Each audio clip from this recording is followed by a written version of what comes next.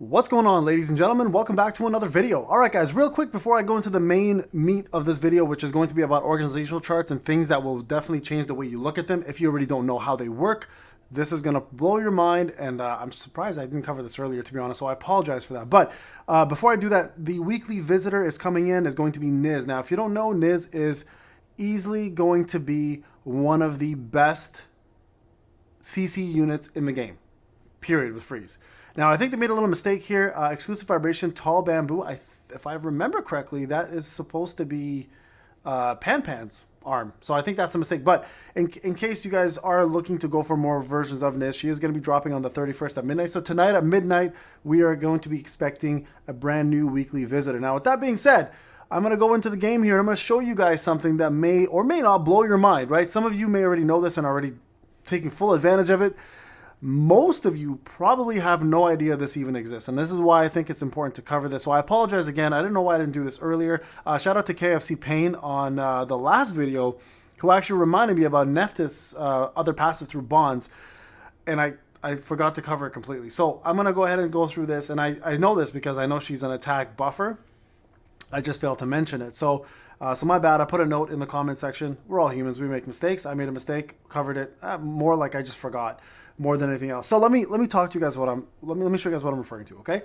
So when you go to the leisure center, sorry, I just want to check this. I always see a red dot and I go to it.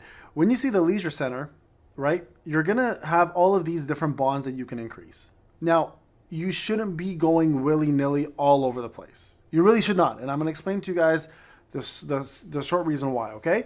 Number one, when you get bonds, you obviously get these extra bonuses to all of your current HP units. Armor units, HP bonus, armor bonus, attack, etc. Right? This is all great. Now, as you increase in level, for the further you go, the more of these bonuses you get. Now, this is not that bad. When you go into this, it gets even more complex, and this is what matters the most. I'm going to break this down as thoroughly as I can so everyone's on the same page. The importance of collecting every character is so critical to this game, and the reason why this is a true waifu collector is because it actually matters for multiple reasons. So let's just look at a couple different things. So you see here 0 of 3, right? Hathor activates Hathor. This little part here, a lot of people don't know about. Nile activates this, right? Now, let's go to one that I actually have completed. So Teslovic. You guys can see I have the entire roster here. The moment you have the entire roster, you can start leveling up these bonus effects. So member basic attribute upgrade, most people don't even look at this, but because it's visible right here. You can usually see it, right? But right below there, one unit out of the entire squad gets a bonus. All right. So in this case, Aiken is the unit here that gets the bonus out of all of these guys. So as you level this up, you're going to have the following passives apply as you go on. So passive skills that come with bonds are a huge game changer. So for example, for Aiken, normal attacks cause the target resist reduced by 20, sorry, crit reduction. Crit resistance reduced by 20% for 2 rounds. That's huge. That's huge. That you're gonna hit 20% more crit rate on this for 2 rounds. If you go further and further into the levels, you guys can see level 60. I'm level 56. You unlock the next level of it, which is 26%, 30%, 34%, 38%, 40% at level 180. Now that's gonna take a long ass time, but this makes units work completely different. So the reason why I'm bringing this up is because obviously I just spoke to you guys about it. I didn't have Neph on my account. It was on Terrorizer's account, but I do want to show you guys how important it is. Okay, so Kiki's is another example, right? So again, member basic attribute. You might be like, why am I going to bother leveling cash? Well, if you go to, I'm level 14 right now. If you look here, Kiki gets this following passive. At the end of each round, enchants the next attack, applies drain effect 10% to it. 11%, 12, 13, 14, 15, 16, and then all the way to 20 at level 60. So these passives are huge. And now if I can find Nephthys for you guys, let me just see if I can. This is Vivi, by the way, if you have Vivi here, and you can level this up. So I need to get the other unit here, which I believe is Beam. Vivi also gets Wind of Faith, right? When casting a skill, there's a 40% chance to increase the rage of 2 random allies by 2. Mind-blowing. This is the reason why Vivi is so top tier, right? It's not just because of her existing skills, but her passive through her bonds make a big deal. So for those people who were asking me before, do I go for dupes or do I go for new units? Well, the answer is pretty simple, depending where you are, right?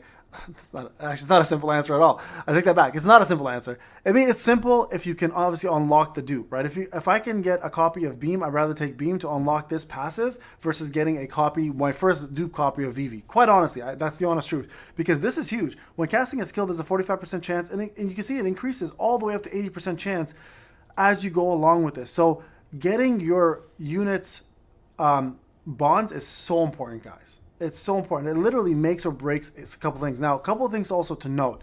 Not everybody has a skill. For example, rares and some SRs don't possess any member skills. So you can see here it's just member status up, right?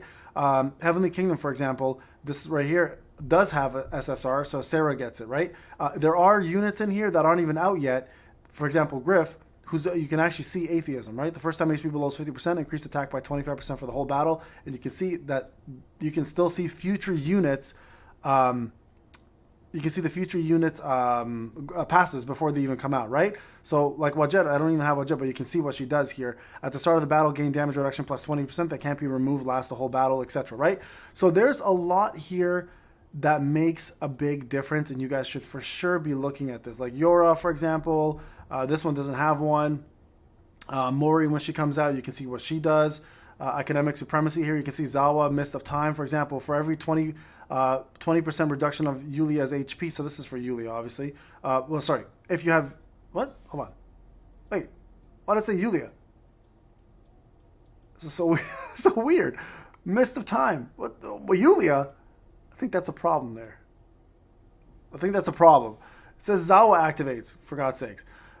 Yeah, that's interesting. So I'm going to take a snapshot of this and send it to the Discord. But anyways, you guys can see there are some translation issues going on as well. So Horus, there's one for Horus here. Shadow of Thrones, Hathor. New Scepter, Nile, as we want to throw a few of these. Phantom Thieves, Regina. What else do we have? Rebel Tribes here. Nephthys. This is the one I should have been talking about. Normal attacks grant healing effect plus 20% to self and increases attack by 14% to the ally with the highest attack for 40. Look at this. That can go up to 30% more attack for the unit with the highest attack. So, for example, your Aiken, right? Having her go first to just to do her any of her heals or normal attack. Sorry, her normal attack will instantly give Aiken an extra 30% attack, or whoever your highest attack unit is. So guys, do not ignore this. It is game changing for a lot of units. There are some clear issues with descriptions. I just want to point this out, but this is something that everybody should be looking at and focusing on based on what you want your passives to look like. All right, guys, this is Payne. Hope you enjoyed the video. I'll talk to you guys in the next one. Take care.